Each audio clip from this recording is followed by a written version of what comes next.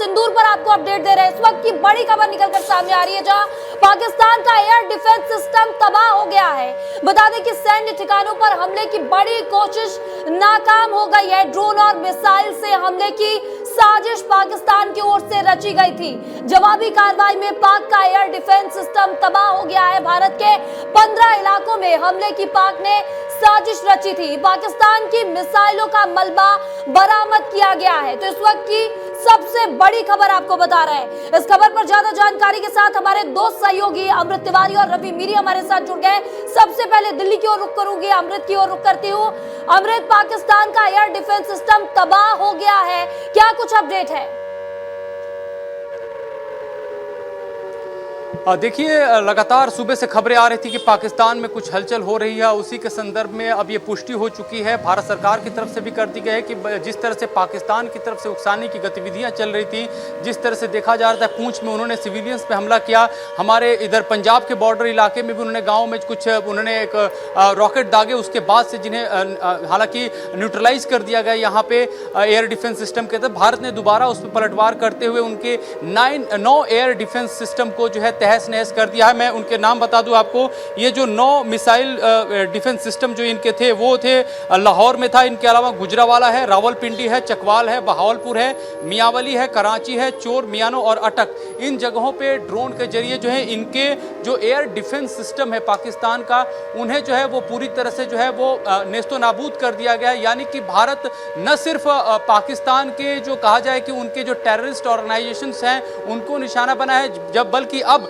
जिसको कहा जा रहा है कि सिंदूर 2.0 ऑपरेशन जो है वो शुरू हो चुका है। और अभी हाल ही फिलहाल में जब सर्वदलीय बैठक चल रही थी उसके बाद ही जो भारत सरकार ने स्पष्ट कर दिया है कि ऑपरेशन सिंदूर अभी खत्म नहीं हुआ है। यानी कि भारत जिस एग्रेशन के साथ आगे बढ़ा था वो अभी भी लगातार जारी है और पाकिस्तान में 9 एयर डिफेंस सिस्टम उनके थे उनको ध्वस्त कर दिया गया है। पाकिस्तान में भी एक बहुत बड़ा उनके लिए एक चिंता का विषय हो गया है कि उनके लिए जो भी उनके साजो सामान है उसी पे भारत अटैक कर रहा है। भारत अभी भी उनके सिविलियंस को निशाना नहीं बना रहा है, आम जनता को निशाना नहीं बना रहा है, बल्कि उनकी जो तैयारियां हैं, जो मिलिट्री क्षमता है, जिनके दम पे वो बहुत ज्यादा डींगे हाँक रहे थे कि हमारे पास भारत के मुकाबले कोई कम जो है जंगी तैयारी नहीं है, जंगी इदारे नहीं है, वो सारे के सारे यहाँ पे फिसड्डी साबित होते हुए दिखाई दे रहे हैं। बिल्कुल बिल्कुल अमृत, हमारे सहयोगी रवि भी हमारे साथ जुड़े हुए हैं। रवि, बड़ी सफलता है, पाकिस्तान का एयर डिफेंस सिस्टम तबाह किया गया है। भारत में हमला करने की कोशिश की गई थी सैन्य ठिकानों पर, जिसे नाकाम किया गया है, बड़ी सफलता है रवि। महिमा, कुछ देर पहले ही बैठक के बाद कहा गया था कि ऑपरेशन सिंदूर अभी जारी है। इसलिए जारी है क्योंकि पाकिस्तान की तरफ से लगातार कोशिश की जा रही थी कि भारत में हमला किया जाए, जवाबी कार्रवाई किया जाए, लेकिन पाकिस्तान को मुंह की खानी पड़ी है। पाकिस्तान के एयर डिफेंस सिस्टम को ध्वस्त कर दिया गया है और ध्वस्त करने वाली जो हमारी मिसाइल है उसके बारे में बता देता हूँ। S-400 मिसाइल है जो रशियन वेपन होता है, उसको हमने खरीदा है। वो उसी मिसाइल के जरिए से पाकिस्तान के एयर डिफेंस सिस्टम को हमने तबाह किया है और पाकिस्तान देश के उन 15 शहरों को निशाना बनाने में लगा हुआ था कि इन इलाकों में हम हमला करेंगे और उसके हमले की साजिश को नाकाम कर दिया है S-400 ने। और उस लोकेशन को भी हम दिखाने की कोशिश करेंगे कि किन वो 15 लोकेशन है जहां पर पाकिस्तान की तरफ से साजिश किया जा रहा था। और खासकर जिस S-400 की हम बात कर रहे हैं, जिसके जरिए से ही पाकिस्तान को नुकसान पहुंचाया गया, पाकिस्तान के जवाबी कार्रवाई को तबाह कर दिया गया है, उनके मिसाइल को तबाह कर दिया गया है, वो S-400 बहुत ही अत्याधुनिक मिसाइल है जिसके जरिए से जो एयर डिफेंस सिस्टम को तबाह किया जा सकता है। वो पहचान लेता है कि हवा में ही पहचान लेता है कि टारगेट कहां से किया जा रहा है, उसके बाद उसको डिफ्यूज कर सकता है। तो ये बहुत बड़ी सफलता है महिमा। बिल्कुल बिल्कुल बड़ी सफलता है रवि। हमारे सहयोगी अमृत लगातार हमारे साथ जुड़े हुए हैं। रवि, आपने माफ कीजिएगा अमृत, आपने बताया कि यहाँ पर सिंदूर 2.0 अभी भी जारी है। सिंदूर 2.0 को लेकर अब सरकार तत्पर है, आगे काम करेगी। क्या लगता है पाकिस्तान पर और क्या कुछ यहाँ पर किया जा सकता है?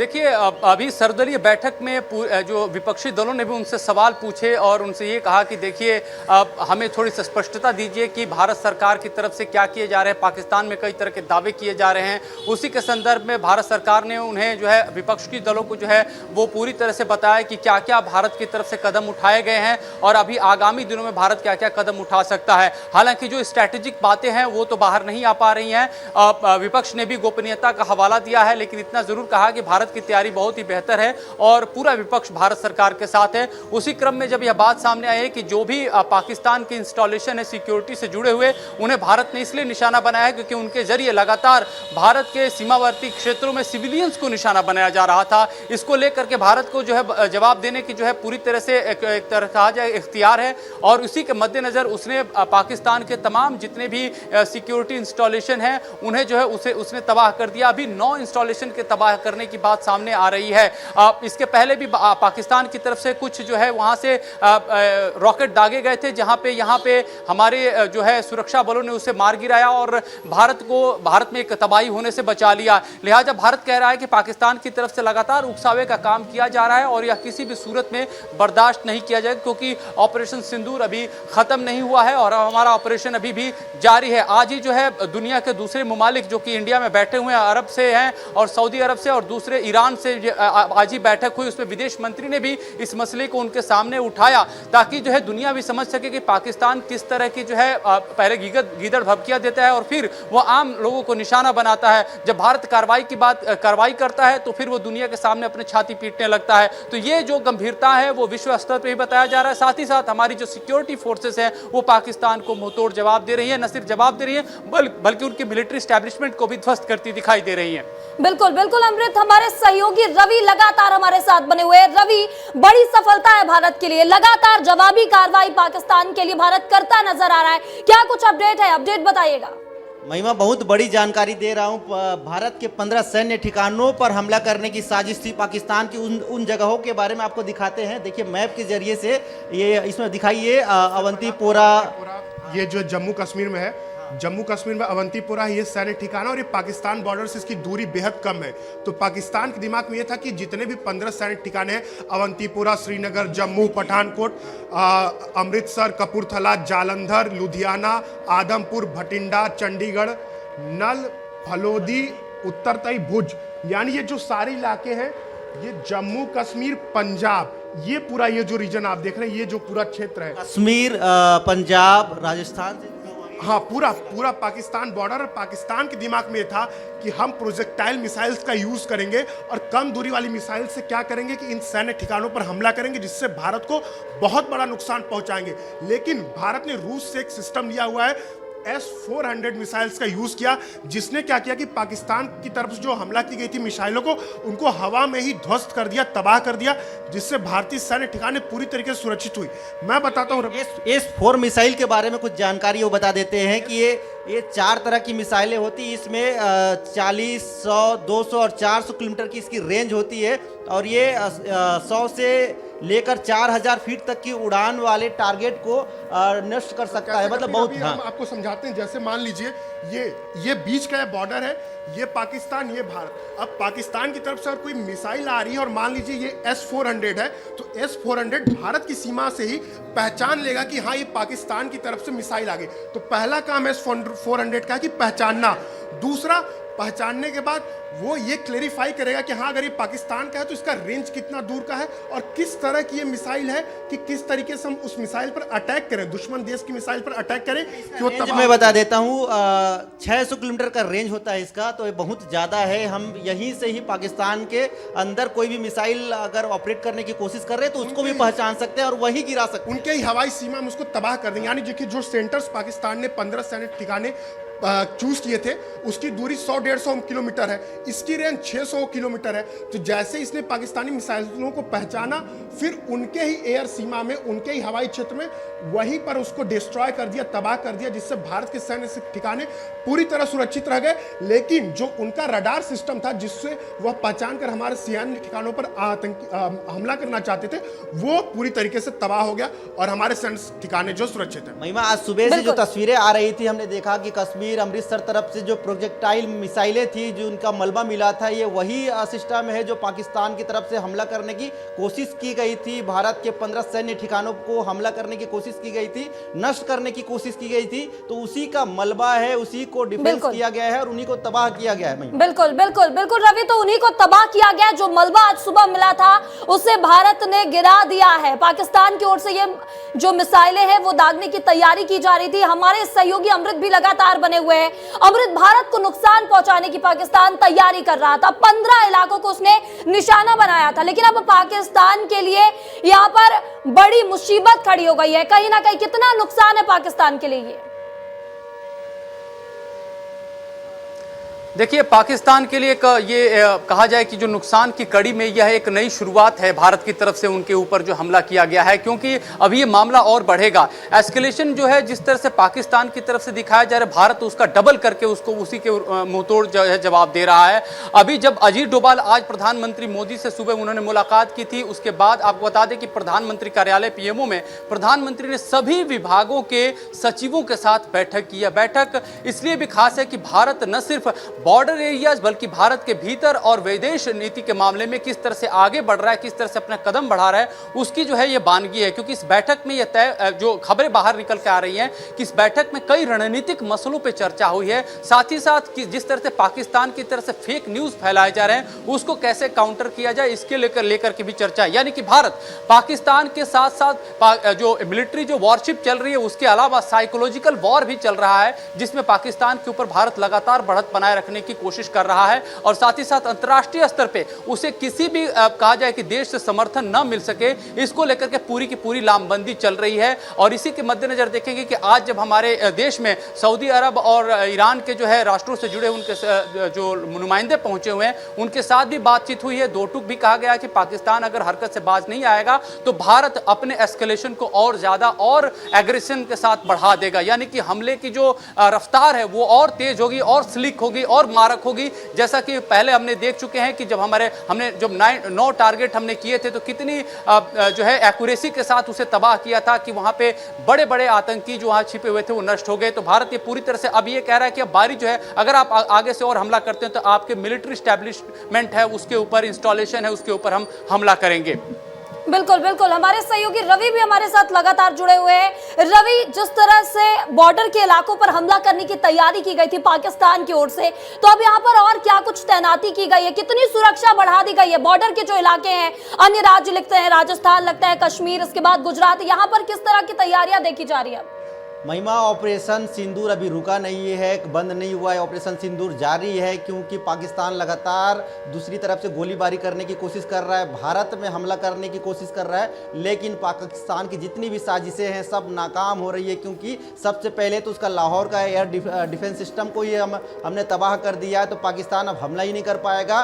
और इसके बाद अगर हमला करने की कोशिश करेगा तो हमारे पास अत्याधुनिक हथियार है, जिसके जरिए से अगर पाकिस्तान में ही कोई मिसाइल लॉन्च करने की कोशिश भी करेगा तो इसका मूवमेंट हमारे देश में पता चल जाएगा और पाकिस्तान के अंदर ही उनकी मिसाइलों को हम तबाह कर सकते हैं। ऐसे अत्याधुनिक हथियार हमारे पास हैं। तो सबसे बड़ी जानकारी यही है कि पाकिस्तान की तरफ से लगातार कोशिश की जा रही है कि भारत के सैन्य ठिकानों को निशाना बनाए और उनके कोशिशों को नाकाम किया जा रहा है, इसकी जानकारी अभी आई है। इसके अलावा अभी एक और जानकारी आई है, गुरदासपुर में आज रात 9 बजे से ब्लैकआउट घोषित कर दिया गया है। रात भर ब्लैकआउट रहेगा, मतलब कल सुबह 9 बजे तक ब्लैकआउट रहेगा। तो एक बड़ी जानकारी आई है, क्योंकि ये एक अलर्ट ये है कि अभी आने वाले समय में भी कई और हमले हो सकते हैं, कई और ऐसी ही मिसाइल अटैक हो सकती है। इसकी जानकारी सामने निकल कर आ रही है, इसीलिए जगह जगह तैयारी की जा रही है। महिमा, बिल्कुल बिल्कुल बिल्कुल रवि, तो बड़ी खबर आपने बताई है कि गुरदासपुर के इलाके में आज